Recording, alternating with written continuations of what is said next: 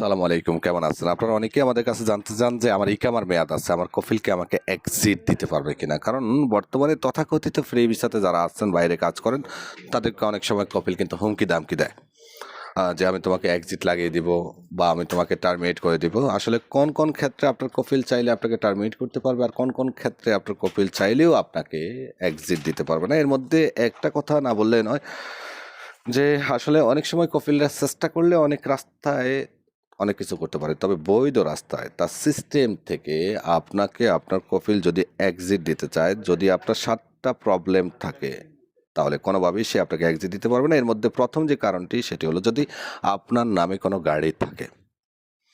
আপনার নামে গাড়ি থাকলে সরাসরি আপনার কফিল তার আপসিট থেকে কখনোই আপনাকে এক্সিট দিতে পারবে না আপনার ইকামার মেয়াদ থাকা অবস্থা। আর ইকামার মেয়াদ শেষ হলে তো টোটালি পারবে না। তো গাড়ি থাকলে কপিল আপনাকে এক্সিট দিতে পারবে না। তবে এখানে বলে রাখি যে কপিল চাইলে কিন্তু এই গাড়িটা কোনো না কোনো মাধ্যমে আবার ক্যান্সেল করতেও পারে যদি সে দৌড়াতে চায়। তবে সহজে অনেক কপিল এই কাজটা করতে চায় না। দ্বিতীয়ত, আপনার নামে যদি ফ্যামিলি থাকে, যেমন আপনি যে আরবিসে আপনার ফ্যামিলি আনছেন, অথবা আপনার ডিফেন্ডেড ইকামা, আপনার ফ্যামিলিকে ইকামা করে এখানে রেখেছেন বা আছে, এক্ষেত্রে আপনার কফিল কখনোই আপনাকে এক্সিট দিতে পারবে না। চাইলে সে আপনাকে টার্মিনেট করতে পারবে, যদি ইকামার মেয়াদ থাকা অবস্থায় হোক আর না থাকা অবস্থায় হোক। টার্মিনেটটা কীভাবে করে? টার্মিনেট হলো চুক্তির উপরে, যদি চুক্তির মেয়াদ থাকে। ডিজিটাল চুক্তির মেয়াদ থাকলে কফিল চাইলে টার্মিনেট করতে পারবে, কিন্তু এক্সিট দিতে পারবে না। এরপরে হলো আপনার নামে যদি মামলা থাকে।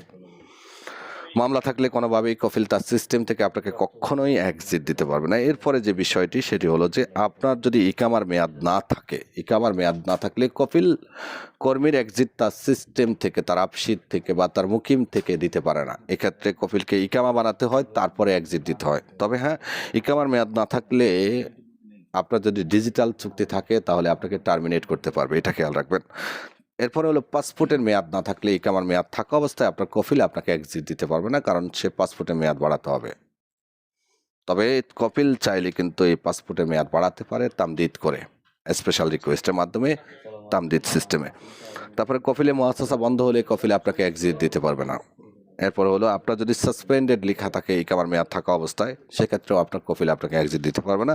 আর ইকামার মেয়াদ শেষ হওয়ার পরেও যদি আপনার সাসপেন্ডেড শো করে, তো সেটা কারণ বুঝে আপনাকে মুক্তবালা আমেল অথবা দূতাবাস এক্সিট দেওয়ার হয়তো বা সিস্টেম থাকতে পারে। এরপরে হলো জরিমানা। আপনার নামে যদি কোনো জরিমানা থাকে, সেক্ষেত্রে আপনার এক্সিট আসবে না। জরিমানা বলতে গাড়ির জরিমানা। তো অবশ্যই এখানে অনেক সময় অনেকের ক্ষেত্রে উল্টাও হয়ে যায়, জরিমানা থাকা অবস্থায় কারো কারো আবার এক্সিট লেগে যায়। এটা কেন লাগে, কী কারণে লাগে, আসলে এটা জানতে পারেনি।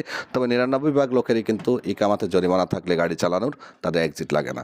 এবার আসেন টার্মিনেট বিষয়ে আলোচনা করি। টার্মিনেট কফিল বর্তমানে আপনার ইকামার মেয়াদ না থাকলে, আপনার যদি ডিজিটাল চুক্তি অ্যাক্টিভ থাকে, তাহলে সে আপনাকে টার্মিনেট করতে পারবে। কারণ টার্মিনেটটা করা হয় কুয়াতে, এটা আপসিট থেকে করা হয় না।